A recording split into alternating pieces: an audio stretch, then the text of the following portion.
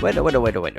A mí me apetece que echemos la mirada atrás, así que nos vamos a hacer una retro reseñita. Vamos a escuchar la cinta de cassette, pero hoy no va a elegir aquí ningún humano. Alesia, Chiqui, a ver, dime año. Pues 1995. ¡Por ahí!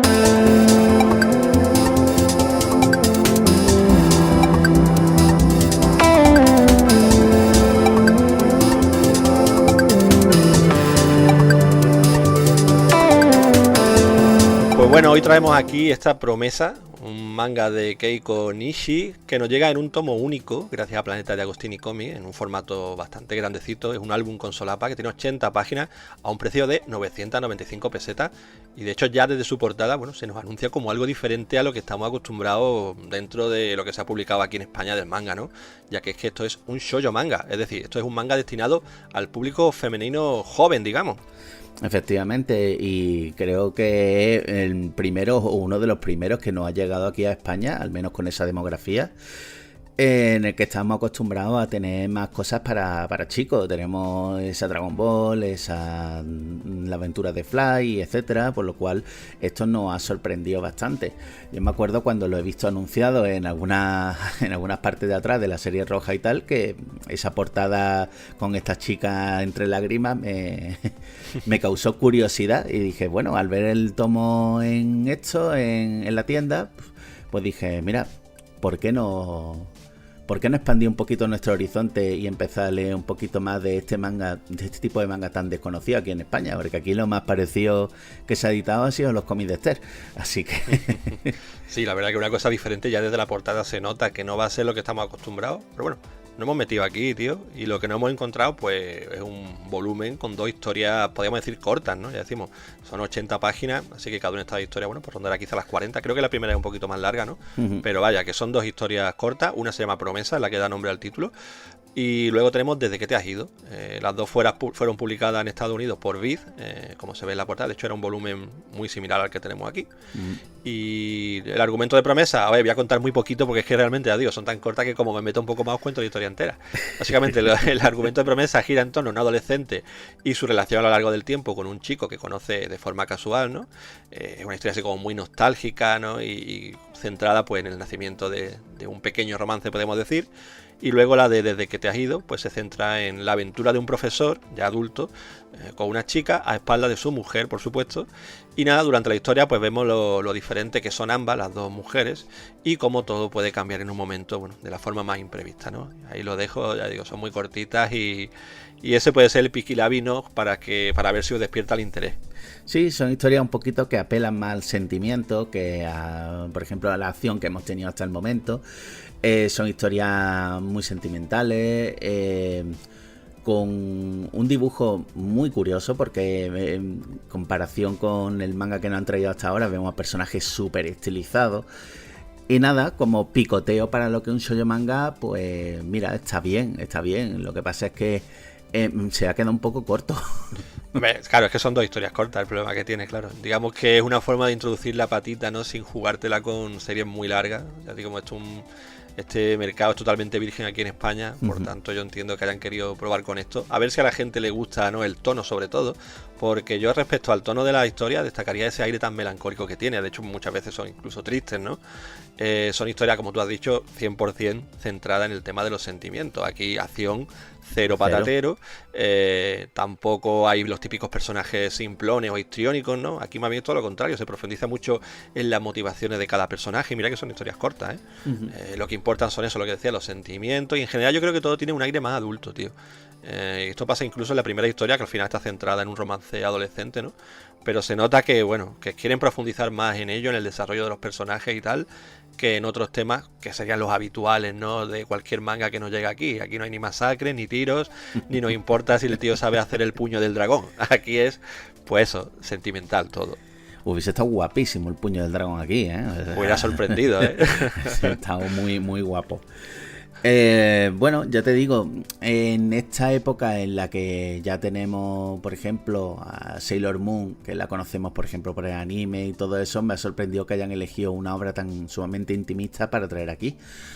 Es un picoteo, lo estamos diciendo y lo vamos a decir yo creo que durante toda esta reseña, pero también yo hubiera apostado por algo más popular.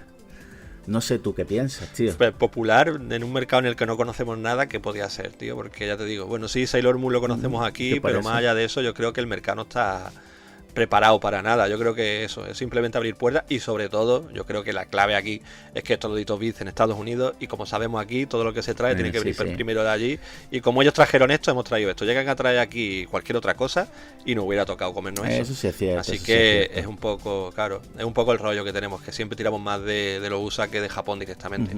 A mí personalmente, ya un poco a modo de conclusión, me ha parecido una cosa interesante, diferente, está bien narrado, tú has mencionado el dibujo, a mí me ha gustado, tío, tiene un estilo así muy sencillo, muy limpio, obviamente muy centrado en personajes, en sus expresiones y demás, poco más tiene, pero no sé, no me ha resultado desagradable. También es verdad que, como decimos, esto ha sido una tapita, quizás si me pones una serie, como tú decías, más famosa, pero que tenga 4 o 5 tomos, esto se me hace más farragoso, pero este volumen en general me lo leí muy cómodamente y, hombre, no te digo que me vaya a volver un amante del shoujo, pero si el día de mañana traen otras obras, a mí no me importaría picotear. Pues mira, yo tengo una opinión bastante parecida a la tuya. Es cierto que no sabía qué esperarme con un manga destinado para público femenino. Ya te digo que nunca había leído nada por el estilo. El máximo exponente que teníamos, ya te he dicho, que era un poco las revistas de Esther y todo eso, que a mí siempre me ha parecido una ñoñada. Pero esto no me ha parecido tanto. De hecho, lo que tú dices me ha parecido bastante más adulto, un trato bastante más maduro en ese sentido, con lo cual pues me ha sorprendido para bien. A lo mejor lo que tú dices, una colección completa de esto se me haría demasiado farragoso, pero esto así como un picoteo me ha resultado bastante bonito e interesante.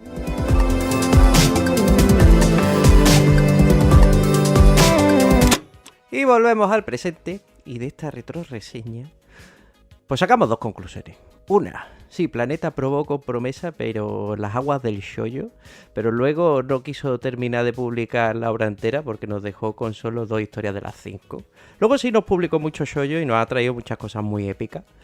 Y lo segundo es que aquí se estaba gestando el alma de uno de los shoujo bro. ¿Oli? ¿Qué pasa? Sí, ahí nació mi amor por el shoujo. Desde luego lo que no nació es mi amor por Keiko Nishi, porque es una mangaka que realmente pensábamos, hablábamos que puede que fuera la primera, ¿no? Pero no fue la primera mangaka, digamos, de demografía femenina que se publicó en España, porque el primer manga de ese tipo fue Candy Candy, nos llegó por Bruguera, de hecho inconcluso, pero bueno, llegó antes que Promesa.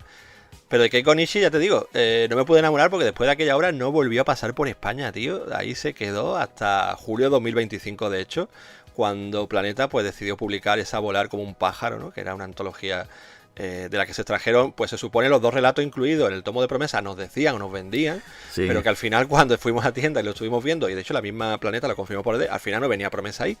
Era como la mítica obra Promesa que llegó en los 90, pues al final no estaba en ese tomo. Es que algo que me parece increíble, porque pertenece a otra obra de Keiko Nishi. Claro. Entonces, y nos la vendieron y nos dijeron, de hecho, tú y yo, Oli, estuvimos a punto de hacernos con el tomo. Efectivamente. Cuando vimos que no estaba incluida ya dijimos, por la nostalgia, entonces no pega. Tururú, ¿Te imaginas que se equivocaron y licenciaron la que no eran cuando querían licenciar la recopilatoria donde estaba Promesa? No me extrañaría, muy pero bueno. y bueno, y también una cosa que tenemos que comentar, que esto lo vendían como manga shoujo. Y esto no era shoujo, esto era yosei, esto era obviamente una revista para personas adultas. Ya sabéis, para quien no lo sepa, el yosei es como la contrapartida femenina del seinen, es decir, manga para mujeres adultas. Efectivamente, digamos que al final no fue el primer shoujo como nos vendían, ¿no? Sí podemos decir, aunque tampoco fue el primero, pero bueno, sí fue el primer yosei y el segundo manga de demografía femenina que se publicó en España. Ahí sí estaríamos más de acuerdo, ¿no? Pero es cierto que tanto rollo del shoujo en portada y al final resulta que era yosei. Pero vamos, ya costaba entender que era un shoujo en aquellos años. Imagínate tú si tienes que entender que la diferencia entre un shoujo y un yosei. Ahí no hubiera explotado un poco la cabeza. Pero bueno, hay que decir que estas 2 historias de Promesa en Japón se publicaron en un recopilatorio que incluía otra más. Pero como en España sacamos una edición clónica, como dijimos en esa reseña de los 90, clónica a la americana, y los yankees solo pillaron la licencia de estas 2 historias, pues nos quedamos sin leer el resto. Nos quedamos solamente con estas 2. Y nada, decir como curiosidad, pues eso, que Viz en Estados Unidos lanzó además un volumen llamado For Shoujo Story, donde por su cuenta y riesgo decidieron recopilar las 2 historias que hay en promesa, más un par de historias más de Shio Sato, que es otra autora, porque Viz tenía la licencia de ambas por separadas, pero claro, en cuanto los japoneses se enteraron de que las habían publicado de forma conjunta en un mismo volumen, se pillaron un cabreo de 10 pares de cojones y obligaron a los americanos a retirar esa edición del mercado a toda velocidad, e incluso tuvieron que correr a Japón para disculparse con los jefazos de la Shogakukan por haber hecho eso, tío. A día de hoy, de hecho, si buscáis el tomo ese de For Shoujo Story americano, vale un buen dinerillo en el mercado de segunda mano, porque es como una rareza, tío, de los primeritos pasos del cómic shoujo o yosei, ¿no?, en Occidente, y que fue una metida de pata brutal. Totalmente, tío. La verdad que la historia es rocambolesca cuanto menos, pero es producto de su época, tío. De esos experimentos raros que se hacían, que ya hoy día es impensable que hagan algo por el estilo. Hombre, ya conocen a los japoneses, que no se andan con tonterías. Hombre, ya ves, como ya te ves. cuele, te sacan la katana. Y otra cosa que a mí me gustaría remarcar es, por ejemplo, el formato, tío. A mí este formato tan grande me ha gustado mucho. Siempre decimos que el formato original del manga es el formato tankobon, un poquito también el V6, todo esto. Pero a mí estos formatos gran volumen, a mí siempre me ha gustado porque me hace disfrutar muchísimo más el dibujo. Y yo, por ejemplo, así tenemos el de Qué horror de apartamento, que lo hizo Planeta también en este mismo formato. Y tío, una gozada verlo así con estos dibujos. Es verdad que no es el original, no tiene la popularidad que tendría que tener aquí en España, pero lo hemos dicho también con la Legend de Dragon Ball, que a la hora de leerlo así es mucho más cómodo. Pero es una lástima que esto no sea tan popular fuera de Japón. Y ni tampoco en Japón, claro. La verdad que es llamativo. Hubo poca obra en su momento que editaran en este formato, es llamativo. Yo, sinceramente, agradezco que no se pusieran de moda, porque entonces me cabrían menos tomos en mis bilis. pero es verdad que, bueno, le da incluso un poquito más de valor, ¿no?, nostálgico a esta promesa, tío, que a día de hoy yo creo que es un tesorito, ¿no?, que vale la pena atesorar, ya te digo, simplemente por eso, por ser, pues, uno de los pioneros del shoujo en nuestro país.